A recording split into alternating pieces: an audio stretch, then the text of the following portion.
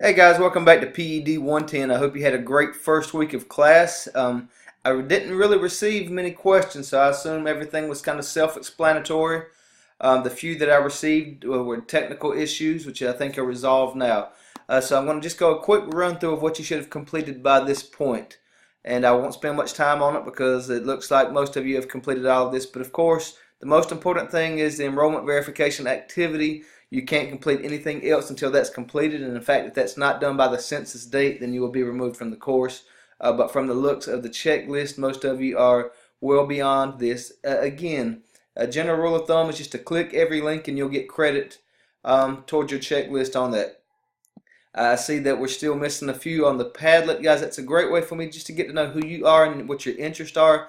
Again, the online classes can be rather impersonal, and so I don't like that approach. I at least want to be able to match a name with a face and just know some interest and know who it is that I'm working with, not just a student that's getting access to information that I'm putting out.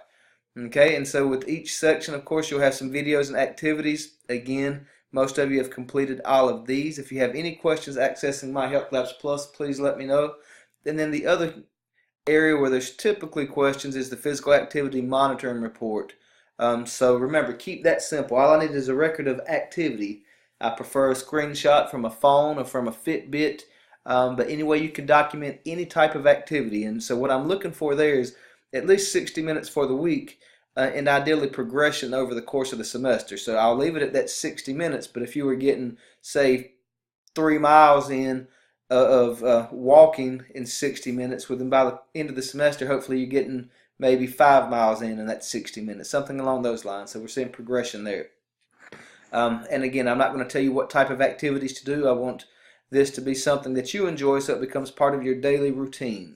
Okay, as you've learned from chapter 1, for those of you that have already completed that, behavior modification is really about finding things that you enjoy doing that you can incorporate into your life. It's highly personalized and it's all about you, as is this course. So that's why there's some gray area here, because I try to tailor it so it meets individual needs and desires of each of you all.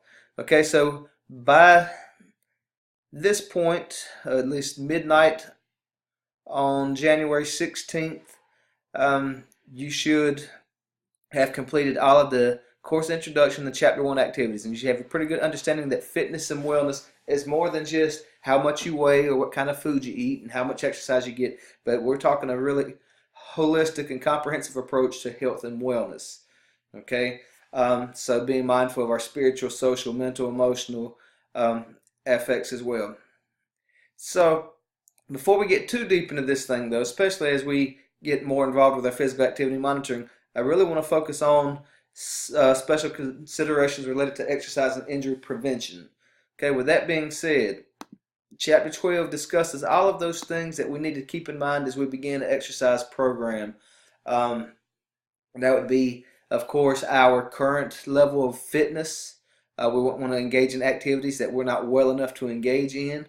Proper attire for cold weather, hot weather, proper shoes, just general knowledge about how to participate in activities. Especially if you're doing things that are new to you, make sure that you seek assistance from someone who knows about that activity so they can teach you proper techniques and give you tips to prevent injury. Of course, maintaining your hydration, drinking plenty of water applies here, and any underlying health conditions you may have would also be considerations. And of course, the chapter covers all of those things. So it's pretty much a self-explanatory chapter. You'll have your checklist. You've got this video that you're watching now, the PowerPoint, which will help you on your quiz, your lab, and then also the physical activity monitoring report.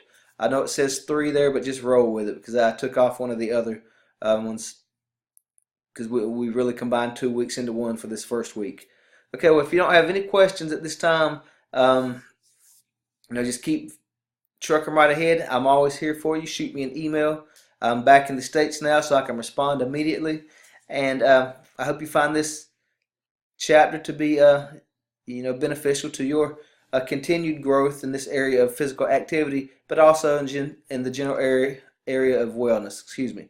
All right, guys, have a great week, and I look forward to continue to work with you throughout the semester. Live well.